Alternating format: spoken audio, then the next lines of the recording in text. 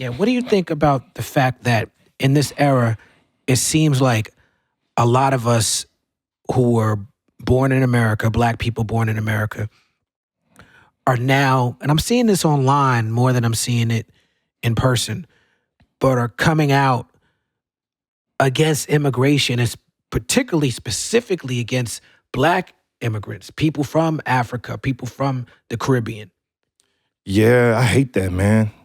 It pains me to see people do that because what we're doing, in a sense, is we're giving them a free pass, a free get out of jail card as it pertains to the history of slavery. And a lot of people muddy up the waters with these stories about us being already in certain places geographically. Yeah. And I believe in that. I believe, the planet is a black planet. That's right. Black folks and black adjacent, melanin adjacent folks have been all over the earth. It's like Paul Mooney said, Cubans and Puerto Ricans are just niggas who know how to swim. Exactly, man. So I think two things can be concurrently true. I'm one of them people, I'm kind of not an absolutist about nothing. So I have grandmothers and great-grandmothers who I know for a fact got here through some discourse that involved slavery. I know that for a fact. I'm not that disconnected from my history on this soil where I could just walk around and be blinded about how a few generations ago my folk got here. You know what I'm saying? But the truth of the matter is the miseducation of the Negro is a real thing. And shout out to Carter G. Woodson. We are in a time where folks don't read no more. Books are irrelevant. The education system has basically collapsed. It was Mike Tyson, of all people, that had a brilliant quote that I saw on his podcast where he said, those schools have always been the enemy of black people. And Dead Press said them schools don't teach you shit.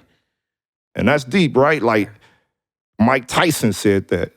Like, think about it. Like, for somebody like Mike Tyson to say that statement, like, most people don't look at that man and say that's an intellectual. But he's talking about public education, private education in that quote. And that made me do a lot of thinking about where we are. You know, like, there are hardly any real well-read men anymore. You know, people watch documentaries and assume that's the equivalency of being well-read. I don't trust people who don't have books in their crib. You go to somebody's crib, you look around, you don't see no books, get out of that crib. I got books everywhere in the house, bro. It's a shame. You got to. You got to. Back in the days when I was growing up, they said, you ever want to hide something from black folks, put it in a book. And that's a self-deprecating thing to say. But it was speaking on the fact that we are indoctrinated to not wanting to learn about who we are. They have convinced us that we are the minority. We refer to each other as minorities, even though we are the global majority. Yes. And what we don't realize is that white supremacy only works with accomplices of color. If it was no black people or no other people of color that were assisting in upholding systems of white supremacy, it would fucking crumble immediately under its own weight, right? They need accomplices because they are the minority. So the quicker we realize that, the faster we'll get to liberation. Yeah, man, that's you cooking with that. I mean, how many times do we see it even in our own communities where it's like, yo, if we could just stop doing X, Y, Z, we'll be a little bit better.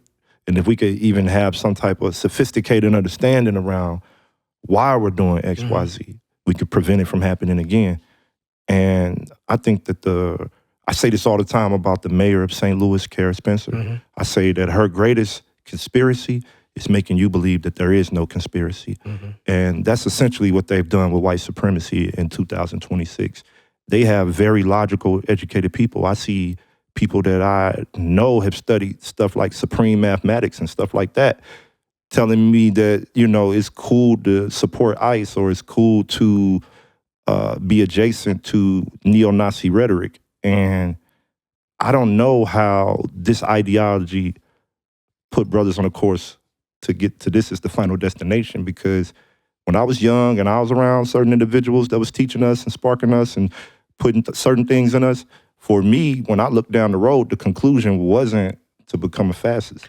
Which side are you on? Get off the fence, son.